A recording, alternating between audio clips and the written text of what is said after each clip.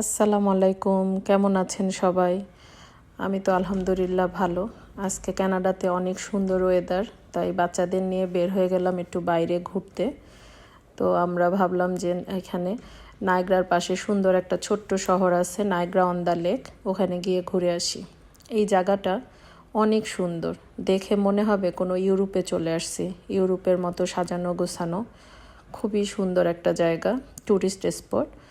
তো আমরা যেতে যেতে 6টা বেজে গেছে, আর যেহেতু আজকে ছুটির দিনে কানাডাতে সব কিছু 6টার মধ্যে বন্ধ হয়ে যায়, আর নর্মাল দিনে 9টা পর্যন্ত সব খোলা থাকে।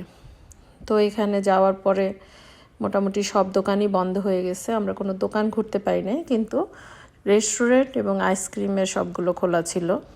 তো আমরা সবাই মিলে একটু ঘুরলাম বাইরে, আপনাদের জন্য একটু ভিডিও করে নিয়ে আসলাম।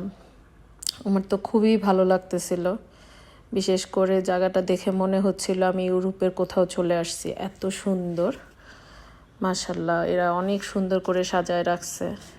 বাইরে আমরা ঘুরলাম, এই যে এখানে কিছু ব্র্যান্ডের শপ আছে, কিন্তু দুর্ভাগ্য আমরা ঘুরতে পারি নাই, কারণ হলো সব বন্ধ হয়ে গেছে। ভাবতেছি একদিন দিনের বেলা যাব, গিয়ে ঘুরেও আসবো, আপনাদের জন্য ভিডিও করে নিয়ে আসবো। আর আমার ভিডিওগুলি যদি আপনাদের ভালো লাগে তাহলে আমাকে অবশ্যই কমেন্ট করে জানাবেন। আপনাদের কমেন্ট পেলে আমার ভিডিও করতে আর একটু ভালো লাগবে।